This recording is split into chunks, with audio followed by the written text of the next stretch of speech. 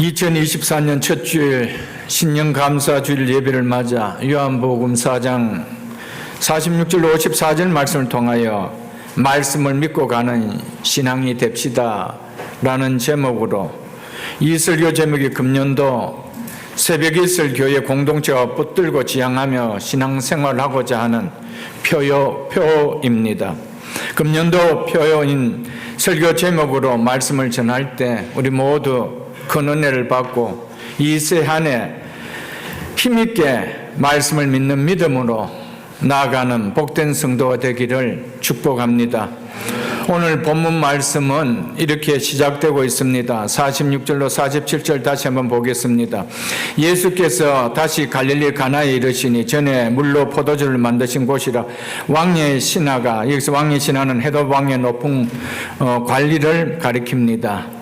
왕의 신하가 있어 그의 아들이 가버나움에서 병들었더니 그가 예수께서 유대로부터 갈릴리로 오셨다는 것을 듣고 가서 청하되 내려오셔서 내 아들의 병을 고쳐주소서 하니 그가 거의 죽게 되었습니다.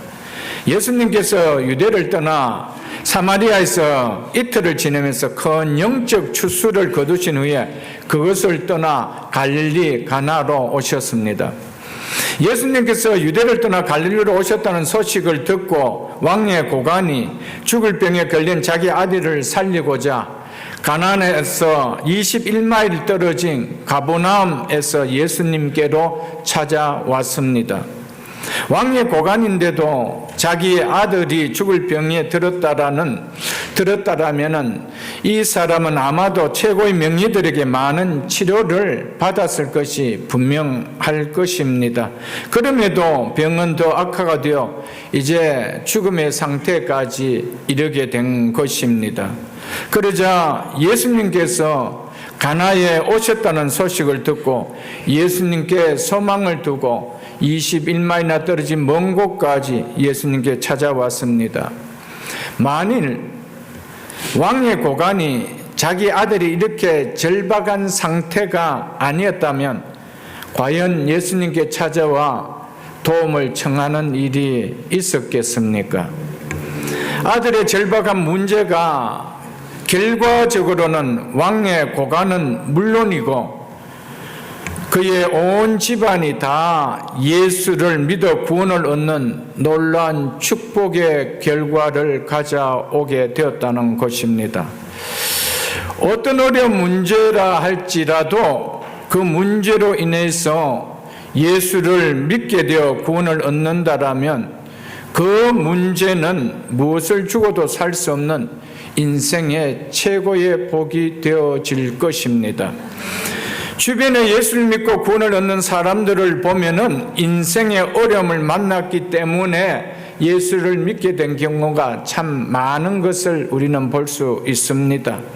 인생에 찾아온 아무런 어려움이 없었다면 그냥 그렇게 살아갈 뿐이지 교회에 나오고 예수를 믿는 복음을 받아 이런 구원을 얻는 복이 누려질 수 있었겠습니까? 왕의 고관도 마찬가지였습니다. 사랑하는 아들에게 생사의 문제가 없었다라면 예수님께 나오는 일이 있었겠습니까? 예수님을 만나기 위해서 하루길이 되는 21마일을 길을 찾아서 일부러 예수님께 나올 일이 있었겠습니까? 결론적으로 이 사람에게 아들의 질병의 어려운 문제는 이 가정에 큰 복을 가져다 준 하나님의 축복의 선물이었다는 것입니다. 우리가 잘 아는 보통 무신론자가 아니었던 이어령 박사 잘 알 것입니다. 이분도 딸의 질병으로 인해서 예수를 믿게 되었습니다. 그냥 평범하게 예수를 믿는 정도가 아니고 정말 예수님의 복음을 전하는 그런 진실한 자로 변화가 되었습니다. 한국이 자랑하는 세계적인 원자력 학자였던 정근모 박사도 고칠 수 없는 아들의 병으로 인해 독실한 크리스찬이 되었습니다. 우리는 잘 알 것입니다. 이런 간증은 주변에 많이 들을 수 있을 것입니다. 한편 이 왕의 신하는 높은 고관입니다. 그래서 수하의 신하도 종들도 많이 있을 텐데 그들을 보내지 않고 먼 거리를 마다하지 않고 자신이 직접 예수님께 왔다는 것은 예수님께 대한 존경을 보여주고 있는 것입니다. 얼마든지 그의 신하들로 인해서 목수의 아들인 그의 높은 신분으로 인해서 목수의 아들인 예수를 무시하는 것 같은 행동을 볼 수도 있습니다. 그래서 얼마든지 수하의 부하나 종들을 보내서 예수님 좀 모시고 오너라 이렇게 할 수도 있습니다. 그런데 그는 그렇게 하지 않고 높은 고관임에도 불구하고 직접 예수님께 나왔다라고 했습니다. 마태복음 8장 5절 이하에도 보면 수하의 100명의 군사를 거느리는 백부장이 있었습니다. 그것도 자신 가족이 아닌 자신이 거느리고 있는 하인이 중풍에 걸린 것을 보고 그래서 그가 몹시 괴로워한 것을 보고는 부하를 보내지 않고 다른 종들을 보내지 않고 그 하인 하나 중풍병 낫기 위해서 백부장 100명의 군사를 거리는 이 장군이 직접 예수님께 찾아 나왔습니다. 그러면서 내 하인을 좀 고쳐달라고 부탁을 했습니다. 주님은 이런 겸손한 심령을 귀하게 보십니다. 하나님은 절대로 교만한 자를 높이 들어서 은혜를 베푸시는 적이 없습니다. 우리의 신분이 어떻든 우리의 지위가 어떻든 할 것 없이 하나님은 겸손한 자를 높이 들어 한 시대 하나님의 뜻을 위하여 귀하게 사용한 뿐 아니라 그 가정에 주시는 은혜와 복은 남다르다는 것을 우리는 잘 알 것입니다. 오늘 본문인 그 앞에 있는 2장 23절로 25절을 잠시 한번 보겠습니다. 2장 23절로 25절에 보면은 이렇게 말씀이 기록되어 있습니다. 6월절에 예수께서 예루살렘에 계시니 많은 사람이 그의 행하시는 표적을 보고 그의 이름을 믿었으나 예수는 그의 몸을 그들에게 의탁하지 아니하셨으니 이는 친히 모든 사람을 아심이라. 이는 친히 모든 사람을 아심이라. 또 사람에 대하여 누구의 증언도 받으실 필요가 없었으니 이는 그가 친히 사람 속에 있는 것을 아셨습니다. 그가 친히 사람의 속에 있는 것을 아셨습니다. 예수님은 이 말씀처럼 왕의 신하의 겸손한 마음을 알고 계셨습니다. 우리는 어떤 자세로 주님 앞에 나오는지, 어떤 자세로 주님 앞에 예배를 드리는지, 어떤 자세로 주님 앞에 기도하는지 주님은 다 알고 계십니다. 왜 예수님은 이 왕의 신하의 소원을 들어줬을까요? 그가 보인 겸손한 자세 때문이었습니다. 왕의 신하가 예수님의 마음을 움직일 수 있었던 것은 그의 겸손 때문이었습니다. 겸손한 자세가 결국 그의 아들이 사는 기적을 보게 되는 결과를 가져오게 만들었습니다. 하나님의 말씀을 듣는 우리의 자세가 하나님의 은혜가 부어지는 자세가 되어야 합니다. 하나님은 우리의 마음을 아십니다. 그는 친히 모든 사람을 아시며 그가 친히 사람의 속에 있는 것을 아심이라 라고 하셨습니다. 사랑하는 성도 여러분, 우리가 하나님 앞에 보이는 그 자세가 우리의 삶에, 우리의 인생에 가져다 주는 은혜는 정말 큽니다. 금년 안에 하나님의 은혜가 부어질 수 있는 자세가 될 수 있기를 주의 이름으로 축복합니다. 내려오셔서 죽게 된 내 아들의 병을 고쳐주소서라고 간청하는 왕의 신하에게 예수님은 당황스럽게 들리는 답변을 하십니다. 그것이 48절입니다. 예수께서 이르시되 너는이 아닌 너희는이라고 합니다. 너희는 표적과 기사를 보지 못하면 도무지 믿지 아니하리라 라고 말씀하십니다. 이 말씀은 설명이 좀 필요합니다. 너라고 해야 되는데 갑자기 너희는 이렇게 이야기를 하고 있기 때문입니다. 여기서 너희는 왕의 신하보다 43절에서 45절에서 말하고 있는 갈릴리 사람들을 지금 말하고 있습니다. 43절과 45절을 좀 봐야 되겠습니다. 그래서 예수께서 거기를 떠나 갈릴리로 가시니 친히 증언하시기를 선지자가 고향에서 높임을 받지 못한다고 하시고, 예수님께서 이렇게 말씀하시면서 갈릴리에 즉 고향에 이르심에 고향에 가셨다는 겁니다. 그런데 환영을 받지 못한다고 하는 그곳에서 어떤 일이 벌어진대요? 갈릴리인들이 즉 고향 사람들이 그를 즉 예수님을 영접하니 환영하였다는 것입니다. 왜 환영했대요? 이유를 이야기하죠. 이는 자기들도 명절에 갔다가 예수께서 명절 중에 유월절을 이야기합니다. 유월절 중에 예루살렘에서 하신 모든 일을 즉 예수께서 행하신 표적을 보았기 때문이라고 말하고 있습니다. 조금 전에 2장 23절로 우리 25절을 봤지 않습니까? 유월절에 예수께서 예루살렘에 계시니 많은 사람이 그의 행하시는 표적을 보고 그의 이름을 믿었으나 예수는 그의 몸을 그들에게 의탁하지 아니하였으니 이는 친히 모든 사람을 아셨기 때문이라고 하신 이 유월절에 예루살렘에 가서 예수님이 행하신 표적을 본 갈릴리 사람들이 예수님께서 갈릴리에 오신다라고 환영을 했던 것입니다. 왜? 여기에서도 또 놀라운 표적을 보고 싶었기 때문이었습니다. 모든 사람의 마음을 아시는 예수님께서 갈릴리 사람들이, 고향 사람들이 왜 자신을 환영하시는지 그걸 모르겠습니까? 당연히 알죠. 그래서 책망하시는 말로 너희는 표적과 기사를 보지 못하면 도무지 믿지 아니하리라고 그렇게 말씀하셨던 것이었습니다. 그러면서 왕의 신하는 유대인이 아님에도 불구하고 표적과 기사를 보지 않고도 말씀을 통해 나를 믿는 믿음을 가졌다는 것을 너희는이라고 하는 이들에게 보여주고자 하셨던 것이었습니다.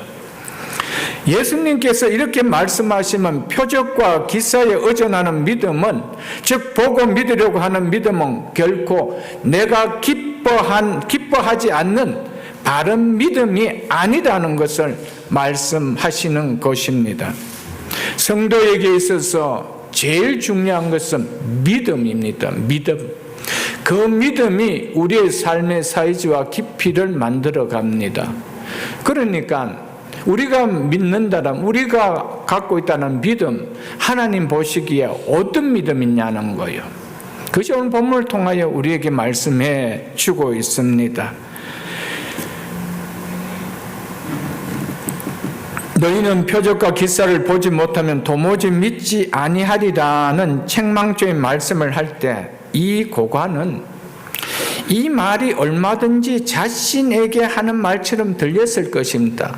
여기에는 나도 포함되어 있지 않겠느냐, 이런 말이 들렸을 것입니다. 그럼에도 자존심이 몹시 상하게 들릴 수 있을 텐데 화를 내지 않고 그 말을 용납하고 정중하게 받아들이며 주여라고 하고 있습니다. 이 주여라는 말은 큐리오스라는 말로 주인이라고 이야기하고 있습니다. 예수님을 향하여 높은 고관이 주인이라고 고백하고 있습니다. 예수라는 고백이 아니죠. 그 겸손을 볼 수가 있는 거예요. 예수님은 누구십니까? 목수의 아들입니다. 목수의 아들이고 이 유대인을 지금 다스리고 있는 분봉 왕의 신하입니다. 높은 고관입니다. 그가 이 예수를 찾아와 큐리오스라고, 주라고 불렀습니다. 얼마든지 화를 내고 언짢아하면서 그렇게 표현할 수 있을 텐데 정중하게 받아들이고 주여 내 아이가 죽기 전에 내려오소서라고 매달렸습니다. 예수님 외에 다른 길이 있었다면 신분이 높은 고관이 예수님을 주인이라고 불렀을 거예요. 그러며 이렇게 정중하게 매달릴 수 있을까요? 아들의 병을 고칠 수 있는 분이 예수님밖에 없기 때문에 예수님을 향하여 주라고 고백했던 것이었습니다. 사랑하는 성도 여러분, 우리의 인생에 내 힘으로 살아갈 수 있다라고 믿는 사람은 예수님을 믿어도 절대 예수님을 주라고 고백할 수가 없습니다. 내 인생의 주인은 냅니다. 내가 모든 핸들을 붙잡고 2024년도 내가 개척해 나가겠다는 겁니다. 내 힘으로 살아가고 내 힘으로 우리 가설들을 먹여 살리겠다는 겁니다. 그런 그에게서 예수님을 주라는 고백은 나올 수가 없습니다. 인생의 주인이 낸데 어떻게 예수님을 향하여 큐리어스라고 더 로드라고 그렇게 고백할 수 있겠습니까? 없는 것입니다. 사랑하는 성도 여러분, 예수님만이 내 인생에 은혜를 주실 수 있고 예수님만이 금년 한 해도 나의 이 길을 인도해 가실 수 있는 분임을 확신히 믿는 자는 예수님을 이 왕의 신하처럼 큐리어스라고 더 로드라고 주인이라고 고백할 수밖에 없다라는 사실입니다. 우리는 예수님을 그냥 입술의 주여가 아니라 내 진정 내 심령의 깊은 곳에서 이분을 주인으로 모시며 이 한 해 살아갈 수 있기를 주의 이름으로 축복합니다.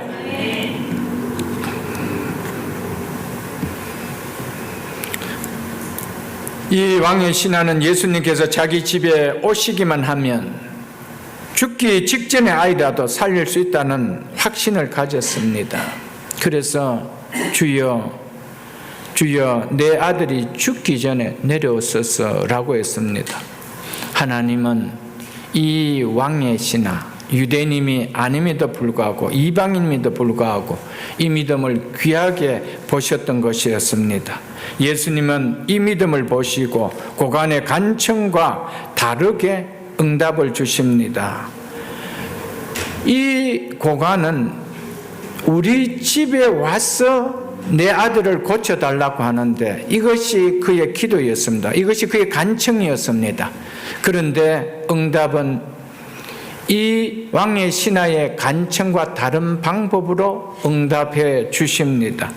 사랑하는 성도 여러분, 우리가 살아가면서 하나님 앞에 기도할 때가 참 많습니다. 하나님 이것도요 기도할 때가 많습니다. 그런데 우리의 생각과 다르게 기도에 응답을 주실 때가 있습니다. 그런데 그 기도의 응답은 그 문제만 아니라 나의 신앙을 견고하게 세워주게 하는 응답으로 주실 때가 참 많습니다. 우리는 하나님 앞에 부르짖을 때 내가 A라는 문제를 했다면 A라는 답이 아니고 하나님은 때로는 B라는 응답으로 C라는 응답으로 주실 때도 있다라는 겁니다. 오늘 본문이 이것을 우리에게 말씀해 주고 있습니다. 그는 분명하게 내 아들이 죽기 전에 내려오소서 우리 집에 가서 고쳐주소서라고 하는데 예수님은 그 말을 듣고는 이렇게 이야기합니다. 50절 보십시오. 예수께서 이르시되 가라 네 아들이 살아있다 하시니 그 사람이 예수께서 하신 말씀을 믿고 가더니 예수님께서 보고 확인해야만 믿을 수 있는 것이 아니라 내가 한 말을 믿는 것이 내가 한 말의 권위를 믿는 것이 참 믿음이라는 것을 깨닫게 하기 위하여 가자고 하시는 그 왕의 신하의 간청을 하나님은 거절하시고 그냥 가라 이렇게 이야기하고 있습니다. 사랑하는 성도 여러분, 하나님께서 우리에게 가라고 하실 때 어떤 일이 벌어질까요? 하나님은 책임도 아무것도 주시지 아니하시고 가라고 할까요? 하나님께서 우리에게 가라고 하실 때는 책임을 그 일에 대한 모든 것을 해놓으시고 가라고 하시는 거예요. 하나님은 가라고 하시면서 허풍을 칠까요? 결과를 만들어 놓고 가라고 하시는 거예요. 그런데 문제는 네가 그걸 믿느냐는 거예요. 그걸 믿느냐는 거예요. 우리는 수없이 하나님께서 우리에게 네 아들이 낳았다 봐라 라고 뭔가를 증거를 보여주고 가라고 하지 않았어요. 그냥 가라. 믿음이 뭡니까? 믿음은 확인하고 믿는 것이 아닙니다. 확인하고 믿게 하는 거 아닙니다. 이것을 우리에게 말해 주고 있지요, 여러분들. 하나님께서 우리를 향해 가라고 하실 때 내가 다 일을 해 놓았으니 그냥 믿고 가라는 거예요. 이게 신앙입니다. 믿을 수 있길 주 이름 축복합니다. 깊은 데로 가서 그물을 내려 고기를 잡으라 라고 예수님께서 베드로에게 이야기했을 때 말씀에 의지하여 말씀에 순종하여 즉 말씀을 믿고 가서 내가 그물을 내리다 하고 그렇게 하니 고기를 잡은 것이 심히 많아 그물이 찢어진지라 라고 했습니다. 사랑하는 성도 여러분, 말씀을 믿는 것이 믿음이라는 것을 보여줍니다. 이 고향 사람들은 왜 예수님을 환영했대요? 표적을 보고 기적을 일으키니까. 그런데 예수님은 표적을 보고 기적을 보고 믿는 것이 참 믿음이 아니라는 것을 그들에게 가르치기 위하여 이방인이지만 그에게 믿음을 가르쳐 줍니다. 주여, 내 아들이 죽기 전에 내려오소서. 그러면 낫겠나이다 한 그의 고관에게 예수님은 가라, 가라. 그렇게 하신 말씀 뭡니까? 네 아들이 살아있다. 뭘 믿고 갑니까? 네 아들이 살아있다라는 이 말씀을 믿고 가는 거예요. 아멘? 기독교인의 신앙은 뭡니까? 말씀을 믿고 가는 거예요. 말씀을 믿고 가는 거예요. 말씀을 믿고 갈 때에 하나님께서는 그 말씀의 약속을 이미 이루어 주시고 가라는 거예요. 그런데 우리는 그렇게 갔다는 건 손해가 보겠다는 거예요. 어려움을 당하겠다는 거예요. 힘들겠다는 거예요. 뭔가를 주면은 잘 믿겠다는 거예요. 하나님은 그렇게 하시는 분이 아닙니다. 믿음 자체가 그것을 요구하고 있지 않기 때문이라는 것을 우리에게 말해주고 있는 것입니다.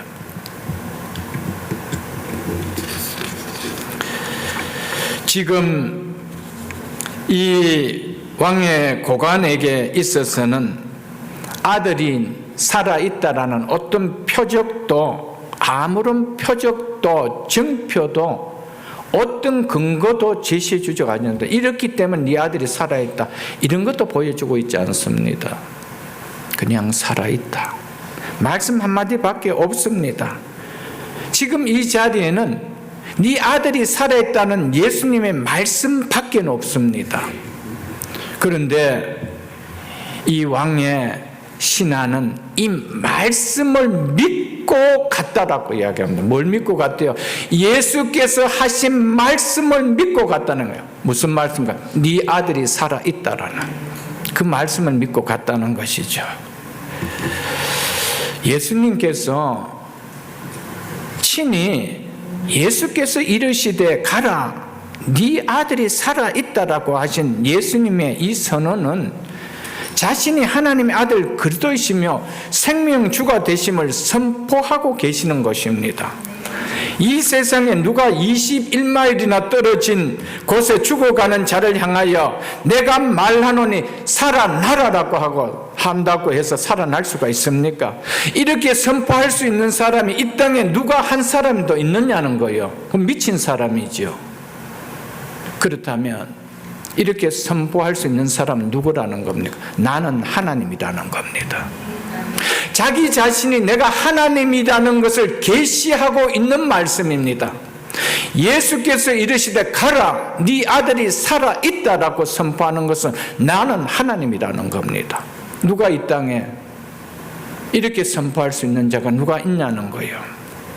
그래서 본문 마지막 절 54절에 보면 예수님께서 이렇게 선포하신 것을 가리켜서 표적이다, 이렇게 말씀하고 있습니다. 이 표적이라는 세메이온, 이 말은 예수님께서 어떤 이적을 행하심으로써 자신이 하나님의 아들이심, 즉 메시아이심을 계시하는 증표를 보여주고자 할 때 쓰는 말이 이 표적 세메이온이라는 이 단어입니다. 표적에는 예수님께서 하나님의 아들이시며 세상의 구주 되신 메시아, 즉 그리스도이심을 믿게 하려는 목적이 거기에 담겨 있습니다. 그런데 갈릴 사람들은 그 표적이라는 그 표면만 봤지, 그 표면에 담겨 있는 그것을 행하시는 그분이 하나님의 아들 예수 그리스도, 우리의 생명주 구원자라는 것을 보지 못했습니다. 저분만 만나면 우리 의식주가 해결되겠다, 이것만 봤다는 것이죠. 예수님은 표적을 행하시면서, 이적을 행하시면서 이것은 내가 하나님의 아들 메시아이라는 것을 나타내는 표적이다라고 하고 있다는 것입니다. 내가 네 아들이 살아있다라는 이 선언은 창세기 1장 3절에 말씀하신 것 같이 하나님이 빛이 있으라 하시며 빛이 있었던 그 말씀과 똑같은 말씀입니다. 바람아 잠잠하라 했을 때 바람과 풍랑이 잠잠했던 것과 똑같은 말씀입니다. 이거와 동일한 하나님의 권위로서 지금 네 아들이 살아있다라고 명령하시는 거예요. 하나님 명령하시면 그 말씀 일어나는 거예요. 사랑하는 성도 여러분, 우리는 하나님의 말씀을 믿는 자입니다. 하나님의 말씀은 보여주고 믿는 것이 아닙니다. 이렇게 일어났으니까 보라는 것이 아니요, 이것은 너에게 믿는 너에게 약속이다라는 거예요. 그런데 보지 못했기 때문에 믿지 못함이 우리의 얼마나 큰 축복을 잃어버리고 은혜를 잃어버린지 모른다라는 것을 우리에게 말해주고 있습니다. 사랑하는 성도 여러분, 하나님은 가라고 하실 때, 내 말을 믿고 가라고 하실 때 하나님은 그 일에 다 책임을 해놓은 것이에요. 다 일을 행해 놓으신 것이요, 그리고 가라는 거예요. 그런데 우리는 못 가겠다고 할 때 얼마나 많습니까? 순종하기가 어렵다라고 그 순종을 포기할 때가 얼마나 많습니까?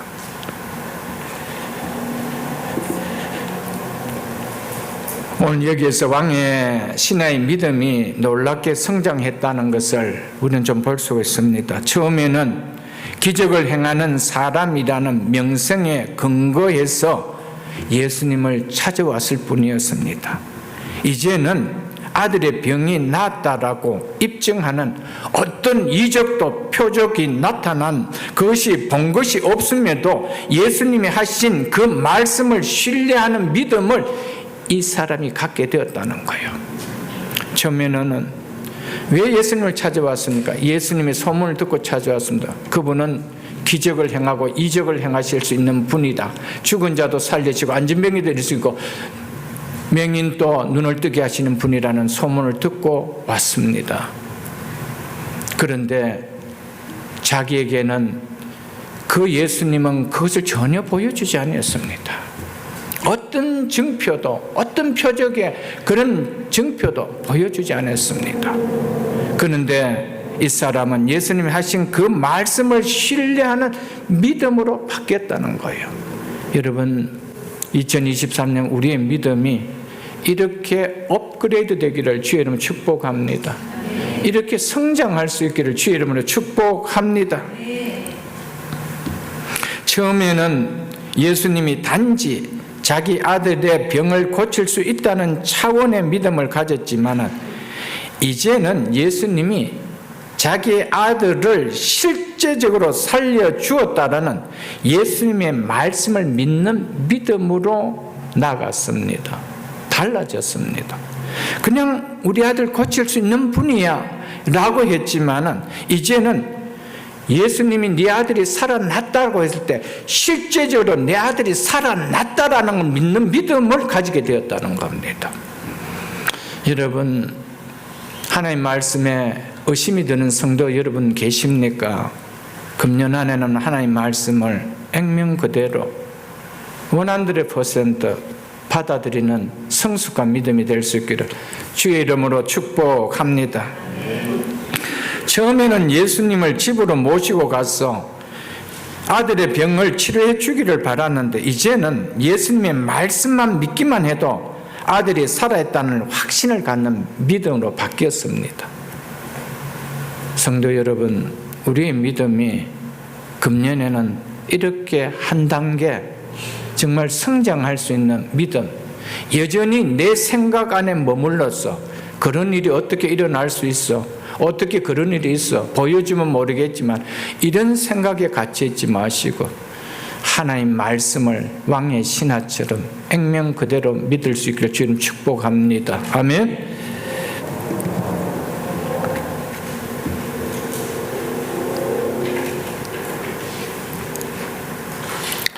이 왕의 신하가 예수님께서 네 아들이 살아났다라고 했을 때 왕의 신하 입장에서는 살았다는 말씀 외에는 어떤 것도 지금 없잖아요. 그러면은 한 번 정도 어떻게 제가 이것을 믿을 수 있을지 좀 확신할 수 있는 뭔가 좀 근거라도 좀 주면 안 되겠습니까? 라는 그런 어떤 토도 달지 않았습니다.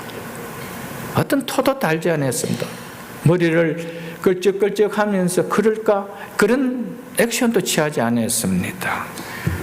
하신 말씀을 들은 대로 들은 말씀 그대로를 믿었다는 거예요. 네 아들이 살아있다. 가라. 그 말씀 그대로를 액면으로 믿었다는 것입니다. 여기에 확신을 갖고 갔다는 겁니다. 사랑하는 성도 여러분, 이 왕의 신하를 통하여 갈릴리 고향 사람들 향하여 주시는 메시지, 오늘 말씀을 듣는 우리에게 주시는 교훈이 뭐냐면 하신 말씀을 믿으라는 거예요. 하신 말씀을 믿으라는 거예요. 성경 66권 하나님 하신 말씀을 믿으라는 거예요. 이것을 이야기해 주고 있는 것입니다, 여러분들. 그리스도인의 삶이 뭡니까? 그리스도인의 삶은 약속의 말씀을 믿고 가는 삶입니다. 말씀을 믿고 순종하는 삶입니다. 주님은 새해를 시작하는 우리에게 오직 말씀만 믿고 가라고 하십니다. 오직 하신 말씀을 믿고 가라는 거예요. 그렇게 한 해를 행진하라는 거예요. 그렇게 하나를 살아가라는 거예요. 그 결과가 어떤지 보라는 거예요. 예수님께서 하신 말씀을 믿고 갔더니 우리는 주일에 말씀을 수없이 듣습니다. 금년에도 오늘부터 말씀을 듣기 시작합니다. 52주 우리는 주일 말씀을 듣습니다. 성경 공부를 통해서 오후 또 말씀을 듣습니다. 수요일 통해서 또 말씀을 듣습니다. 우리는 새벽 기도를 통해서 또 말씀을 듣습니다. 그런데 말씀은 듣고 갑니다. 집으로도 가고 일주일 회사로도 나가고 직장으로도 나가고 사업체로도 나갑니다. 근데 문제는 말씀을 들은 말씀을 믿고 가느냐, 그 말씀은 내려놓고 가느냐. 가는 건 똑같이 가요. 똑같이 살아요. 근데 중요한 것은 들은 말씀을 붙들고 살아가느냐, 믿고 살아가느냐, 믿고 가정생활하느냐, 믿고 자녀들 양육하느냐, 그냥 양육하느냐, 그냥 회사 생활하느냐, 그냥 사업체에서 가느냐, 그게 다르다는 것이죠. 금년 한 해 말씀 때문에 여러분의 개인과 가정에 하나님의 은혜와 축복이 충만할 수 있기를 주의 이름으로 축복합니다. 주님의 말씀은 우리 인생에, 우리의 삶에 가장 확실한 보증입니다. 말씀보다 확실한 보증이 있습니까? 무엇이 하나님의 말씀보다 내 인생에 확실하게 보증해 주는 것이 뭐가 있습니까? 여러분의 생각입니까? 여러분의 계획입니까? 여러분의 실력입니까? 그것이 여러분의 인생을 보장해 주고 그것이 여러분의 자녀들의 인생을 보장해 주고 합니까? 우리 인생의 가장 확실한 보장은 하나님의 말씀밖에 없습니다. 그래서 주의 말씀은 내 발의 등이요 내 길의 빛이라고 한 거예요. 주의 말씀만이 내 삶의 등이고 내 인생 길의 빛이 되는 거예요. 그분의 말씀만이 우리의 삶과 인생의 보증이 되어준다는 것입니다. 그렇기 때문에 우리의 인생길 금년 한 해도 한 치 앞을 모르는 길이잖아요. 1월을 넘어서 2월 달에 무슨 일이 벌어질지, 3월에 무슨 일이 벌어질지 우리가 알 수 있나요, 여러분? 한 치 앞을 알 수 없는 이 길에 가장 분명한 내비게이션이 있다면 그건 하나님의 말씀입니다. 하나님의 말씀만이 가장 분명한 내 인생의 길의 내비게이션입니다. 하나님은 말씀을 가지고 우리를 앞생합니다. 그런데 우리는 그 말씀을 비켜라는 거예요. 치우라는 거예요. 걸린다는 거예요. 그게 내 삶에 불편하다는 거예요. 그냥 내 길로 가겠다는 거예요. 얼마나 불행하게 살아갑니까? 가장 복된 길, 가장 행복한 길, 가장 축복의 길이 하나님께서는 당신의 말씀을 통하여 비춰주는데 그 등불 치우라는 거예요. 내 호롱불 들고 가겠다는 거예요. 내 지식의 등불 들고 가겠다는 거예요. 내 실력의 등불을 들고 가겠다는 거예요. 여러분, 어리석게 살지 마시고요. 금년 한 해 너무나도 분명한 우리 인생의 내비게이션 되시는 하나님의 말씀 의지하며 살아갈 수 있기를 주의 이름으로 축복합니다. 마태복음 12장 13절에 보면 예수님께서 회당에서 한쪽 손 마른 사람이 있는 것을 보시고, 그래서 한쪽 손이 말라서 이 손이 피지지 않는 사람이 회당에 있었습니다. 아무도 그 사람에 관심을 두지 않았는데 예수님이 회당에 오셔서 그 사람에게 관심을 가지시고 이렇게 말씀하십니다. 그 사람에게 이르시되 손을 내밀라, 손을 내밀라. 뭐 하셨습니까? 말씀하신 거예요. 그런데 손을 내밀라고 말씀하셨을 때 예수님의 말씀에 손은 아직 내어지지 않았어요. 그런데 손을 내밀라는 하나님의 권위의 말씀 앞에 이 손마른 여인이 손을 내미니, 그가 손을 내미니 다른 손과 같이 회복되었더라. 이렇게 말씀하고 있습니다. 내 손은 어차피 펴지지 않는 손인데 저분이 왜 갑자기 손 내밀에? 여러분, 그런데 그 말씀의 권위 앞에 순종하는 손을 내미니 그 손이 다른 한편 손과 같게 되었더라라고 이야기하고 있습니다. 사랑하는 성도 여러분, 하나님의 66권 성경의 말씀은 그냥 인쇄된 글자가 아니에요. 하나님이 친히 말씀하신 생명의 말씀을, 계시하신 말씀을 기록해 놓은 거예요. 그래서 하나님의 말씀이라고 하는 거예요. 그래서 그 말씀은 살아있는 말씀이라고 그랬습니다. 살아있고 활동력이 있는, 지금 또 살아 역사하시는 말씀이라고 하고 있는 것입니다. 사랑하는 성도 여러분, 진짜 믿음이 어떨까요? 우리는 누구를 믿습니까? 우리는 하나님 믿습니다. 우리는 예수님을 믿습니다. 우리는 성령 하나님을 믿습니다. 삼위 하나님을 믿습니다. 그 하나님을 믿는 진짜 믿음이라는 것이 뭘까요? 그 믿음은 가라 할 때 가는 행동하는 믿음이라는 겁니다. 아멘. 행동하는 믿음이 참 믿음이라는 겁니다.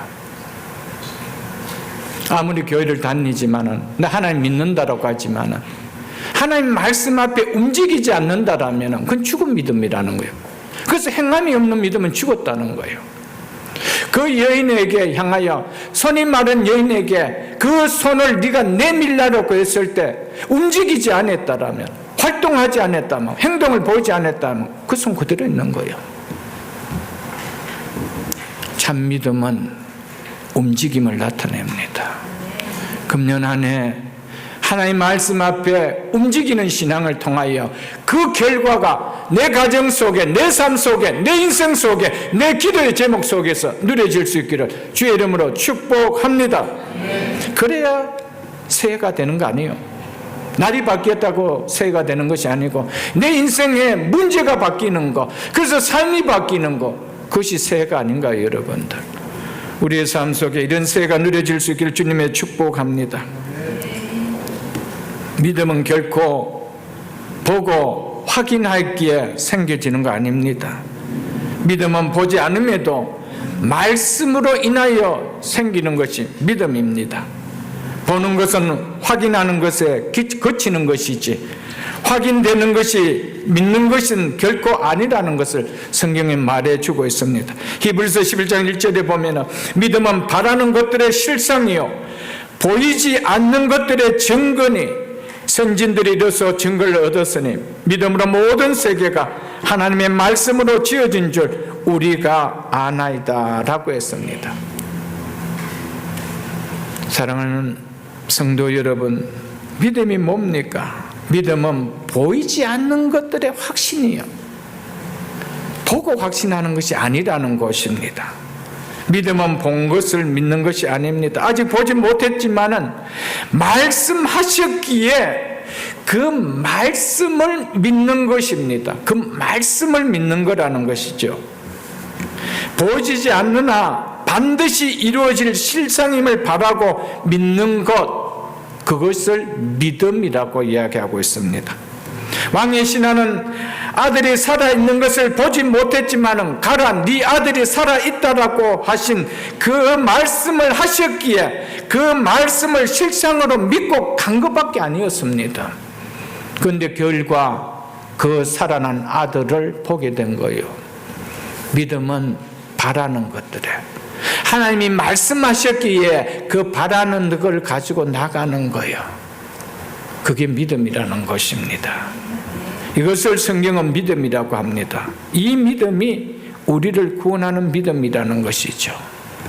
예수님께서 우리의 모든 죄값을 십자가에 다 치러 주셨기에 우리의 죄가 다 용서함을 받았다라고 말씀하셨기에 그 말씀을 실상으로 믿는 것, 그래서 구원이 이루어지는 믿음이 되는 거예요.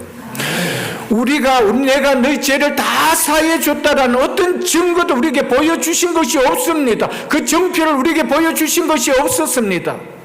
말씀이 그렇게 하셨기에 네가 나를 믿으면은 내가 십자가에서 너희 죄를 다 사했기에 네가 나를 믿으면 과거, 현재, 미래 모든 죄를 그 믿는 순간에 다 용서를 받고 네가 당해야 될 그 죄값을 내가 십자가에서 다 당했다.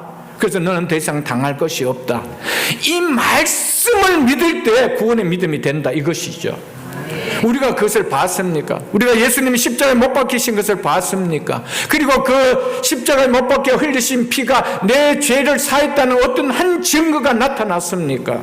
없었습니다. 그런데 성경은 믿음으로 구원을 얻는데요. 무엇을 믿음으로? 말씀을 믿음으로. 아멘? 네. 말씀을 믿을 때 역사가 일어난다는 겁니다. 예수님께서 다시 오실 때 우리의 몸이 예수님의 부활하신 몸과 동일한 몸으로 부활한다라고 말씀하셨기에 아직 우리에게는 부활의 몸을 나타나지 않고 보았지 않았지만 그 말씀을 실상으로 믿고 소망 가운데 살아갑니다. 이 믿음이 우리를 구원한다는 것이죠. 뭐 인간이 부활할 수가 있어? 죽으면 그뿐이지. 사랑하는 성도 여러분, 가라, 네 아들이 살아있다.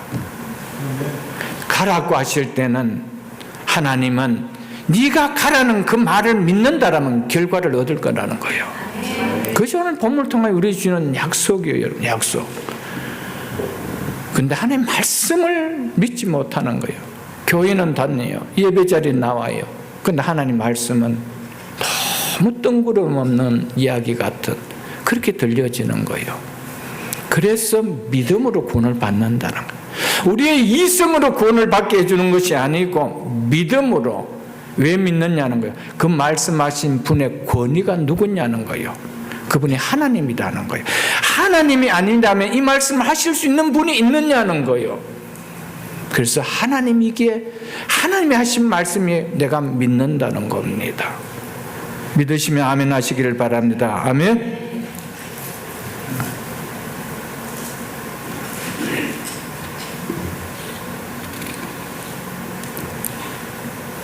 사랑하는 성도 여러분, 하나님이 살아있다라고 말씀하시기에 살아있음을 믿는 것이 믿음인 것처럼 나로 말미암지 않고는 구원받을 자가 없다고 하시면 없다라는 것을 믿는 거, 그게 믿음이요. 예수 그리스도 외에는 우리를 구원할 자가 없네, 이분 외에는 없네 라고 받아들이는 거, 믿는 거, 그게 믿음이라는 것이죠. 하나님의 아들을 믿는 자에게는 예수 그리스도의 영원한 생명이 있다라고 말씀하셨기에 내 속에 있음을 믿는 것, 그 믿음이라는 거예요. 그렇기 때문에 믿는 자는 내 속에 영원한 생명이 있음을 믿기에 육체의 죽음이 이것은 아무것도 아닌 거예요. 내 속에 진짜 본질인 영원한 생명을 주신 그분의 나라의 감을 내가 확실히 믿는 거예요. 그러니까 임종 앞에서 크리스찬들은 두려움이 없어요. 왜? 믿음은 바라는 것들의 실상이기 때문에, 보지 못하는 것들의 확신이기 때문에. 그래 힘이 있는 거예요. 보여줬기 때문에 아니에요. 보여주지 않는 것을 믿는 것이 월등하게 파워가 있습니다. 그는 월등하게 힘이 있습니다. 어떤 것 앞에서도 넘어지지 않습니다. 하나님의 아들을 믿지 않는 자에게는 영원한 생명이 없느니라고 말씀하셨기에 없는 줄 알고 하나님 아들을 믿는 자에만 영생이 있음을 믿고 내가 그 아들을 믿는 거예요. 그 예수 그리스도를 믿는 거예요. 그것이 믿음이라는 거예요. 그 믿음이 너를 구원한다는 거예요. 성경은 한 번도 우리의 행위를 통해서 네가 교회에 열심히 다니면 구원을 받는다, 네가 교회에서 무슨 직분을 받으면 구원을 받는다, 교회 생활 열심히 하면 구원 받는다, 한 번도 그런 행위를 가지고 율법을 지킴으로 구원을 받는다고 말씀하고 않습니다. 믿음으로 구원을 받는다라고 합니다. 믿음으로. 무엇을 믿음으로? 내가 한 말을 믿음으로, 내가 한 말씀, 이 말씀을 믿음으로. 그런데 교회 안에요, 많은 교회 있지만은, 교회 다니지만은 하나님 말씀을 새 깃들보다도 가볍게 여기는 사람이 얼마나 많은지 모릅니다. 그러니까 인생의 주인은 하나님이 아니고 누굽니까? 내지요. 내가 개척해 나고, 내가 일구해 나가고, 내가 처자식 다 먹여 살려야 되고, 내 힘으로 사는 거예요. 그렇게 살지 말라라는 것이 아닙니다. 하나님이 있음에도 불구하고, 주인이 있음에도 불구하고 종이 주인되어 살지 말라라는 거예요. 종은 누구보다도 열심히 살지요. 근데 그 종이 주인처럼 살지 말라라는 거예요. 주인이 있다라면 주인이 시킨 대로 살라라는 거예요. 그게 말씀 의지하는 것이죠. 그럴 때 그 인생에 주어지는 은혜와 복은 남다르다는 것을 우리는 깨닫는 체험이 있기를 주님 축복합니다. 믿음은 말씀을 믿고 가는 단순함을 절대적으로 요구합니다. 믿음은 복잡한 것을 요구하지 않습니다. 너무 단순한 심플한 걸 요구합니다. 그냥 믿고 가거라. 이 왕의 신하에게 믿음을 가지는데 어렵게 가지게 합니까? 너무 심플합니다. 가라, 네 아들이 살아났다. 심플합니다. 그 말씀을 믿고 갔더니 그런 겁니다. 우리는 말씀 위에 내 머리가 얼마나 복잡한지 모릅니다. 이렇게 살면 어떨까? 이렇게 살면 결과는 어떻게 될까? 이렇게 살면 내게 손익을 따지는 거예요. 이익이 있을까? 손해가 있을까? 뭐가 있을까? 머리가 복잡한 거예요. 그러니까 예수가 안 믿어지죠. 머리가 복잡하면 결국 육신을 붙들게 되어 있습니다. 근데 신앙은 너무 심플해요. 그냥 믿고 가거라. 나 믿고 가거라. 내가 다 책임져 놨으니까. 내가 다 모든 거 다 준비해 놨으니까 그냥 가거라. 아브라함아, 내가 이미 여호와 이래 다 준비되어 있다. 그냥 네 가서 네 아들 한번 들여봐라. 말씀 안 했지만 아브라함은 갈 때 어떻게, 히브리서 보면 어떻게 이야기합니까? 이 아들을 죽은 자 가운데 살릴 것을 믿고 갔더라 그랬습니다. 여러분, 우리는 너무 한 발자국 뛸 때마다 두려워요. 이러다가 망하지 않을까? 이렇게 신앙생활 하다가 우리 자녀들 제대로 대학이나 들어갈까? 이런 두려움이 너무나 우리를 엄습하고 있다는데, 근데 성경은 그냥 믿고 가거라. 믿고 가거라. 내가 너의 자녀들 위해서 다 예비해 놓은 것이 있다. 그냥 믿고 가거라. 그런데 믿고 가지 못하고 내가 데리고 가는 거예요. 내가 그 아이들 데리고 수십 년 끌고 다니는 거예요. 믿음 잃고 삶 잃고 모든 거 다 잃은 거예요. 그냥 믿고 가면 되는 거예요. 내가 그들 위해서 여호와 일에 다 준비해 놨다. 여러분들이 힘이 있습니까? 하나님이 능력이 있습니까? 하나님이 능력이 있는 거 아니에요, 여러분들? 그 하나님을 믿는 거 믿음 아닌가요? 그게 신앙 아닐까요, 여러분들?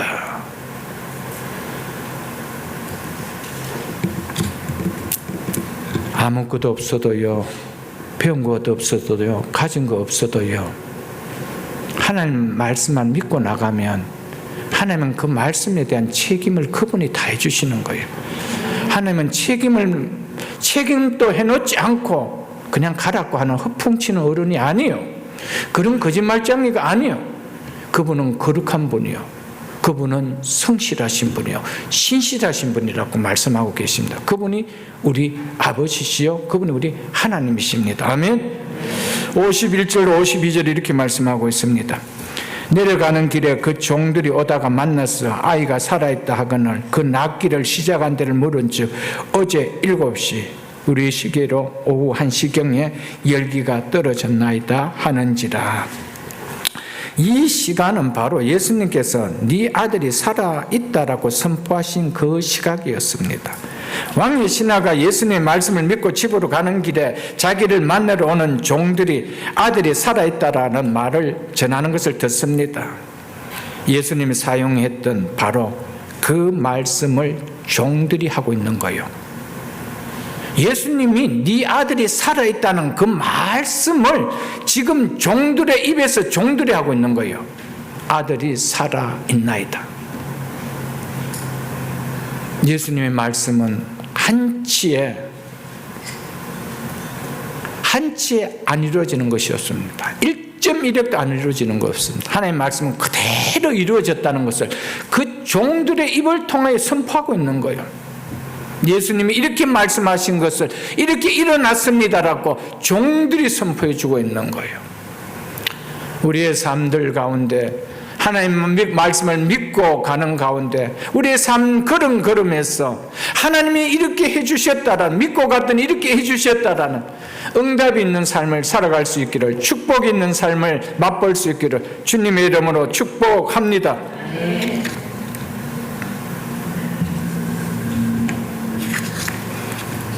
사랑하는 성도 여러분, 예수님의 말씀은 왕의 신하가 처한 문제를 해결하는 완벽한 보증서였습니다. 예수님이 이 왕의 신하에게 그 문제를 해결해 주는 어떤 보증서도 그에게 지켜준 거 없었습니다. 말씀밖에 없었습니다. 왜냐하면 말씀 자체가 하나님이시고 말씀 자체가 하나님의 능력이기 때문입니다. 그래서 하나님의 말씀 자체가 능력이기 때문에 그 말씀이 보증이라는 것이죠. 여러분, 우리의 삶의 보증은 무엇이 보증이 될까요? 하나님 말씀만이 보증인 거예요. 그래서 말씀을 믿고 사는 사람이 그 말씀의 보증을 맛보는 거예요.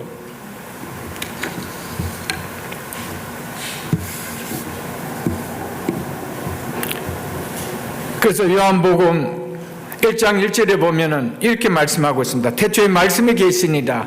태초에 말씀이 계시니라. 태초에 하나님이 계시니라. 이 말씀을 가르쳐 태초에 말씀이 계시니라 이렇게 말씀하고 있습니다. 이 말씀이 하나님과 함께 하셨으니 이 말씀이 곧 하나님이시라고 하고 있습니다. 하나님이 누구시래요? 하나님을 말씀이라고 이야기합니다. 그래서 말씀은 곧 하나님입니다. 말씀 자체가 능력입니다. 그래서 빛이 있으라 하시며 빛이 있었던 것처럼 말씀 자체가 말씀하시기 때문에 그게 능력으로 나타난다는 것이죠. 그래서 하나님께서 창세기 1장에서 말씀하셨습니다. 다 말씀하셨을 때 그 말씀 그대로 되었습니다. 빛이라 하시면 있으면 빛이 있었고, 물 가운데 궁창이 생겨 물과 물로 나누라 하시면 그대로 되었다라고 했습니다. 말씀하실 때 그대로 되었습니다. 땅과 생물은 그 종류대로 내되 가축과 기능과 땅의 모든 종류를 내라 하시니, 그대로 내라 하시니, 말씀하시니 그대로 되었다라고 하셨습니다. 하나님은 말씀하시고 존재하게 하셨습니다. 오늘도 우리에게 말씀하시고 존재하게 하시는 겁니다. 말씀 자체가 능력입니다. 그래서 예수님께서 말씀이 육신이 되어 이 땅에 오신 분은 예수 그리스도 한 분밖에 없습니다. 하나님 아들 한 분밖에 없습니다. 그래서 그분은 이 땅에 오셔서 내가 만물을 창조하신 하나님이라는 것을 친히 보여주기 위하여 만물을 그분이 직접 다스리십니다. 물 위로 걸어가십니다. 그분은 내가 만들어 놓은 거라는 거예요. 내가 창조한 세계라는 거예요. 그래서 그걸 다스려 가는 거죠. 풍랑이 일 때, 바람이 불어 풍랑이 일 때, 그 풍랑을 꾸짖으시면서 바람아 잠잠하라 할 때 그 바람이 잠잠했습니다. 무엇을 통하여? 말씀을 통하여. 죽은 지 나흘 된 나사로를 향하여 나사로야 나오라 했을 때 그가 무덤에서 나왔습니다. 무엇으로요? 무엇으로 나왔습니까? 땅을 파서 나왔습니까? 아닙니다. 말씀으로 나오겠습니다. 그래서 예수님은 만물을 말씀으로 창조하신 분이라는 것을, 내가 그 분이라는 것을 말씀하시기 위하여 이 땅에 오셔서 말씀하시는 역사를 행하신 것이었습니다. 우리는 행할 수 없는 것을 말씀으로 행하십니다. 그것을 표적이라고 하셨습니다. 그래서 내가 하나님이다, 내가 너를 구원하는 메시아다라는 것을 말씀을 통하여 역사하신 것이죠. 그래서 오늘 말씀을 통하여 네 아들이 살아있다고 하는 것을 가르쳐서 가나안에서 행해진 두 번째 표적이라 이렇게 말씀하신 것이었습니다. 왜 표적을 행했대요? 내가 만물을 말씀으로 창조하신 그 하나님이라는 거예요. 그래서 말씀 한마디로 네 죽은 아들이라도 20인말이 떨어지면 어때? 공간이 여기 어디만 안 돼. 시간과 공간에 그것이 무엇이 내 손에 있을 필요가 있느냐는 거. 하나님에게는 시공간이 없는 분이요. 그래서 그걸 보여주고 계시는 것입니다. 사랑하는 성도 여러분, 하나님 말씀 안에 생명이 있습니다. 말씀 자체가 하나님이시기 때문에 그 말씀이 곧 하나님이시라. 말씀 자체가 하나님이시기 때문에 말씀 안에 생명이 있습니다. 말씀 자체가 하나님이시기에 말씀 안에 능력이 있습니다. 그래서 그 말씀이 우리에게 임할 때 우리 속에 생명이 일어나고 우리 속에 삶이 바뀌는 능력이 나타나는 것이죠. 이것은 문자화된 글자가 아닙니다. 이 말씀 자체가 하나님이요. 그래서 하나님 말씀은 살았고 운동력이 있다라고 한 것이죠. 생명이 있다는 거예요. 그래서 활동한다는 것이죠.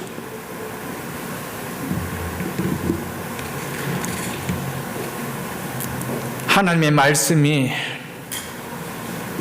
그 하나님의 말씀 안에는, 하나님의 말씀은 생명이기에 그 말씀 안에는 생명이 있고 능력이 있기에 그 말씀이 선포될 때 허물과 죄로 죽었던 영혼들이 살아나지 않아요. 그 말씀이 선포될 때 허물과 죄로 죽었던 영혼들이 거듭나는, 소생함을 얻는 역사가 일어나지 않나요, 여러분들? 그래서 아무리 예수 믿지 않는 사람에게 복음을 전할 때도 하나님 말씀을 전하는 거예요. 목사 생각이 이렇습니다. 이거 전하는 거 아니에요. 왜냐하면 제 말에 능력이 있는 것이 아니에요. 하나님 말씀 자체가 하나님이시기 때문에 하나님 말씀 자체에 생명이 있고 하나님 말씀 자체에 능력이 있기에 그 말씀이 임하면, 그 말씀이 받아질 때는 그 말씀 속에 생명의 역사가 일어나는 거예요. 그 말씀 속에 거듭나게 하는 능력이 일어난다는 것이죠. 우리의 삶도 똑같습니다. 하나님의 말씀 안에는 축복이 담겨져 있습니다. 그래서 그 말씀을 받아들일 때 내 삶 속에 축복이 일어나는 거예요. 우리가 아무리 예수를 믿어도요, 말씀과 무관하면 생명도 능력도 축복도 없어요. 말씀을 믿는 한 해, 말씀을 믿고 가는 신앙이 됩시다. 이게 금년도 주제입니다. 그럴 때 우리의 삶이 새해가 되어지는 거예요. 2024년이 정말 새해가 되어지는 거예요. 믿으십니까, 여러분? 그래서 베드로전서 1장 23절을 한번 보겠습니다. 378쪽입니다. 베드로전서 1장 23절에 이렇게 말씀하고 있습니다. 베드로전서 1장 23절 378쪽. 베드로전서 1장 23절입니다. 너희가 거듭나는 것은 예수 그리스도의 생명으로 다시 본어게인 한 것을 말하죠. 거듭난 것은 썩어질 씨로 된 것이 아니요 썩지 아니할 씨로 된 것이니 그것이 뭐래요? 살아있고 항상 있는, 살아있고 항상 있는, 죽은 말씀이 아닙니다. 죽은 글자가 아닙니다. 살아있고 항상 있는 하나님의 말씀으로 되었느니라. 아멘. 하나님의 말씀을 믿음으로 우리가 본어게인 한 것이죠. 하나님의 생명을 갖는, 육신의 생명밖에 없는 이 생명 속에 영원한 생명을 가진 그분의 생명으로 다시 잉태하게 되는 하나님의 말씀으로 되어지는 것이죠. 그 앞에는 야고보서 1장 18절도 보겠습니다. 야고보서 1장 18절 372쪽입니다. 야고보서 1장 18절. 그가 피조물 중에 우리로 한 천 열매로, 즉 한 피조물 가운데 천 열매가 되게 하시려고 그 자기의 뜻을 따라, 자기의 기쁘신 뜻을 따라 무엇으로요? 진리의 말씀으로, 하나님의 진리지 않습니까? 하나님의 말씀으로 우리를 낳으셨느니라. 아멘. 생명의 말씀이기에 우리를 낳을 수가 있는 거예요. 우리를 잉태할 수 있는 거예요. 그래서 본 어게인 시킬 수 있는 거예요. 말씀에 생명이 없다라면 우리는 태어날 수가 없습니다. 말씀에 생명이 없다라면 우리가 본 어게인 할 수가 없습니다. 그래서 하나님께서는 말씀으로 내가 너희를 하나님의 자녀로 낳았다라고 한다는 것입니다. 사랑하는 성도 여러분, 그래서 우리가 하나님의 생명으로 태어났기 때문에 하나님의 말씀이 들리는 거예요. 그래서 하나님의 말씀이 보이고 하나님의 말씀의 맛이 느껴지는 거예요. 왜요? 살아있기 때문에. 새로 태어난 하나님의 자녀로 태어났기 때문에 하나님의 말씀이 들리는 거예요. 그게 느껴지는 거예요. 그게 깨달아지는 거예요. 신기하게 느껴지는 거예요.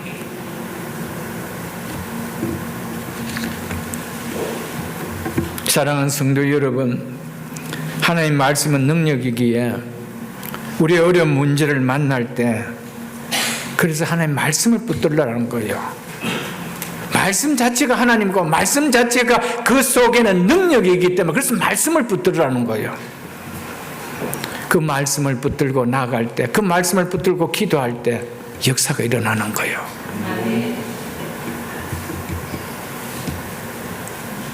사랑하는 성도 여러분, 금년 한 해 하나님의 말씀을 여러분의 심령 속에 많이 담으십시오.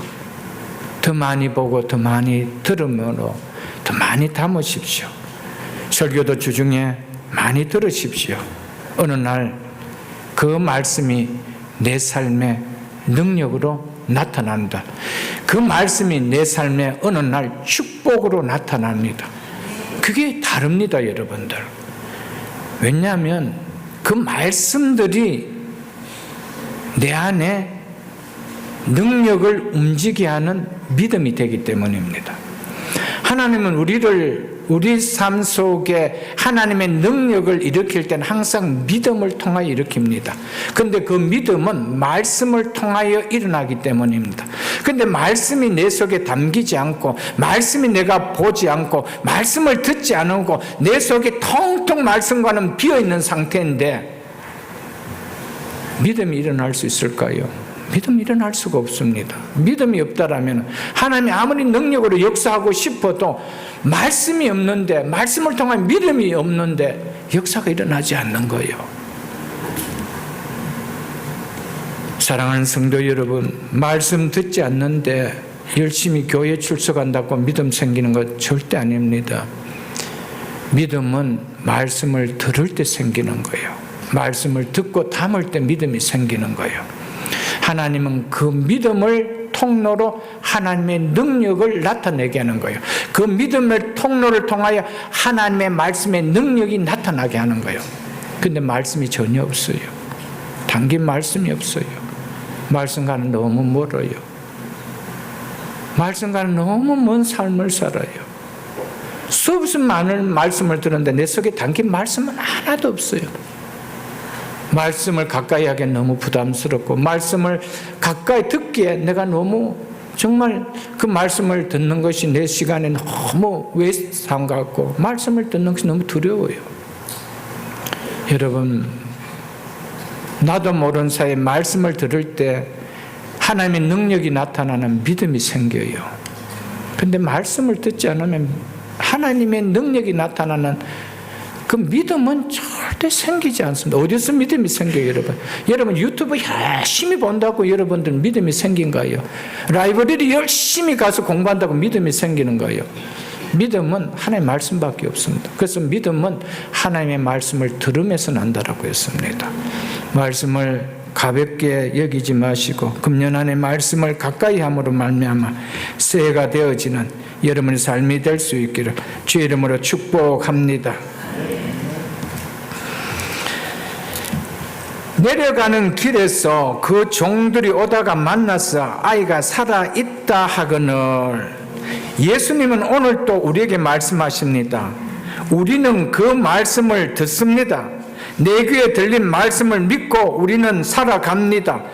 우리는 이 말씀을 믿고 살아가야 합니다. 그러면 믿고 가는 길에, 믿고 사는 삶에 하나님의 능력이 이루어졌다는 놀라운 소식을 우리는 듣게 된다, 이 말씀입니다.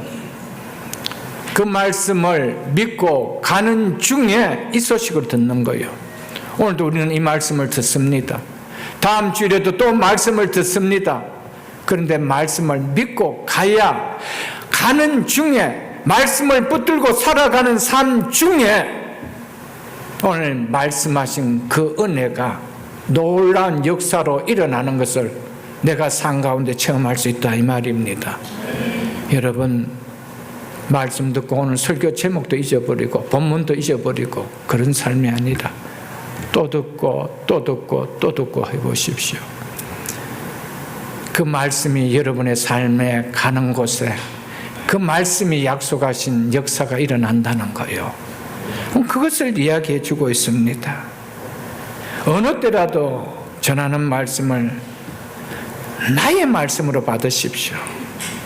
어느 집사님의 말이 아니라 나의 말로 받으시고 사십시오. 분명 그 말씀을 믿고 가는 그 길에는 나를 놀랍게 하는 이 왕의 신하처럼 소식을 접하게 될 것입니다.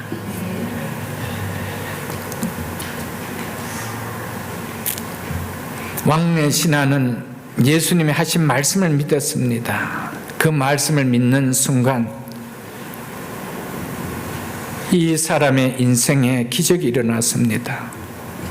이것처럼 말씀을 믿을 땐 내 인생에, 내 가정에, 내 사업처에 구원의 기적이 일어납니다. 내 인생에 변하는 삶의 기적이 일어납니다. 살아있는 하나님의 말씀을 믿을 때 우리의 자녀들의 삶의 인생에도 기적이 일어납니다. 내 가정에도, 내 삶에도, 여러분, 내 모든 일터 속에서도 하나님의 말씀이 기적을 만들어 갑니다. 내가 기적을 만들어 가는 것이 아니에요. 기적은 하나님만이 하실 수 있는 일입니다.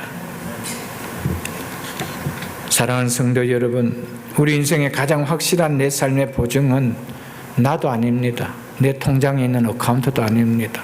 내 건강도 아닙니다. 내 건강 언제 끝날지 모릅니다. 내 어카운트에 있는 그거 언제 날아갈지 모릅니다. 내 인생의 삶 아무것도 모릅니다. 우리를 가장 확실하게 보증해 주는 것은 내 발의 등이요 내 길에 비친 하나님의 말씀밖에 없습니다. 그러므로 말씀을 붙드는 것이 축복의 삶이고요, 가장 행복한 삶이고요, 능력의 삶인 것을 잊지 마십시오, 여러분. 그러면 마지막에 이렇게 말씀하고 53절 보고 말씀을 맺겠습니다. 그의 아버지가 예수께서 내 아들이 살아있다 말씀하신 그때인 줄 알고, 이게 이제 확신한 순간이죠. 왕의 신앙의 믿음이 여기서 더 강해질 수밖에 없어요. 그래서 결과가 어떻게 됐죠? 자기와 그 온 집이 다 믿으니라. 누구를 믿었다는 거? 예수를 믿게 된 것이죠. 사랑하는 성도 여러분, 오늘 이 말씀처럼 여러분의 믿음으로 인하여 여러분의 온 집안이 다 예수를 믿는 기쁨의 축복을 새해는 맞을 수 있기를 주의 이름 축복합니다. 고넬료 한 사람으로 인해서 고넬료 가정이 다 예수를 믿게 되는 축복을 받았다라고 성경은 말하고 있습니다. 루디아 한 사람으로 인하여 그 가정이 다 예수를 믿는 축복이 임했다라고 성경은 말하고 있습니다. 빌립보 감옥의 간수 그리고 회당장 그리스보가 그로 인해서 그 한 사람으로 인해서 그 가정이 다 예수를 믿는 축복이 일어났다라고 했습니다. 믿음은 또 다른 믿음을 낳습니다. 믿음은 능력이기 때문에, 말씀은 능력이고 말씀은 생명이기 때문에 말씀을 믿는 믿음 안에는 생명을 잉태하는 능력이 있습니다. 그래서 믿음은 또 다른 믿음을 낳고 또 다른 생명을 믿음을 통해서 낳습니다.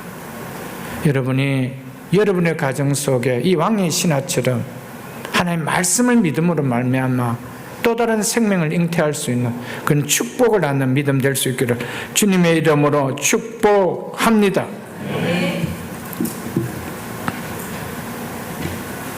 끝으로 왕의 신하의 아들의 치유 사건은 영적으로 우리에게 계시해 주는 바가 있습니다. 그것은 예수 그리스도의 구원의 권능은 공간을 초월하는 것임을 말해 주고 있습니다. 예수님의 구원의 권능은 한 공간에 갇혀 있는 것이 아닙니다.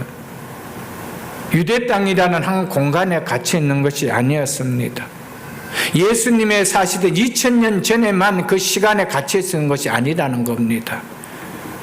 오늘 이곳까지도 2000년 후인 오늘 이 시대에도 하나님의 구원의 권능은, 예수 그리스도의 십자가의 구원의 권능은 시공간을 초월해서 역사하신다는 것을 오늘 말씀을 통해 영적으로 우리에게 보여주고 있습니다. 2000년 전 유대 땅 골고다 언덕에서 십자가 달려 돌아가셨지만 그 십자가의 능력은 2000년 후인 오늘 우리에게까지, 이 미국의 땅까지 시간을 초월해서 역사하고 있습니다. 이 땅의 역사상 네 아들이 살아있다고 선포할 수 있는 분은, 이렇게 말할 수 있는 하나님의 아들 예수 그리스도, 그분 한 분밖에 없습니다. 어느 누구도 네 아들이 살아있다 이렇게 선포할 수 있는 분은 아무도 없습니다. 내 아들이 살아있다고 하신 이 예수님의 놀라운 선언에는 예수 그리스도의 권능 안에서 죽을 수밖에 없는 죄인인 우리가 영원한 죽음에서 해방되어 영원한 생명으로 영원히 복되게 사는 자가 되었다라는 복음의 메시지가 들어있습니다. 오늘도 네 아들이 살아있다, 이 말씀을 믿고 간 그 인생 속에는 예수를 믿는 역사가 일어나고 예수의 구원에 누리는 역사가 일어났습니다. 오늘도 예수는 우리를 향하여 내 십자가의 복음 아니고는 어느 누구도 사망에서 생명으로, 심판에서 하나님 나라로 옮겨질 자가 없다라는 거예요. 나로 말미암지 않고는 아무도 아버지께로 갈 자가 없다, 헤븐으로 갈 자가 없다라고 이야기했습니다. 시공간을 초월해서 이 이야기를 하실 분은 예수 그리스도 한 분밖에 없습니다. 인생의 진정한 주인 되신 그분은 한 분밖에 없습니다.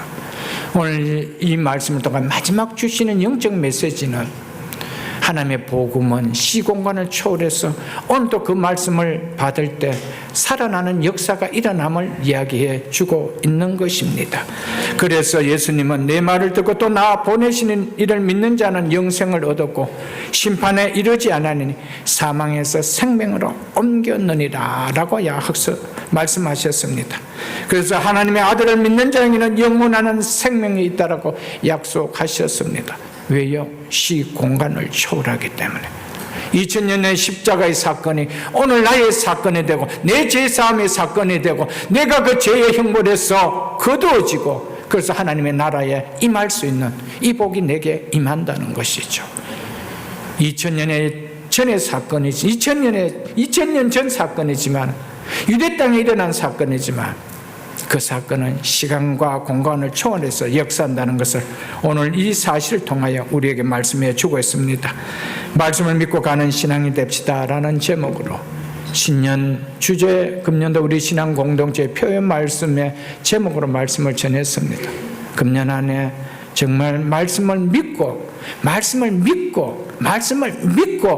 갑시다.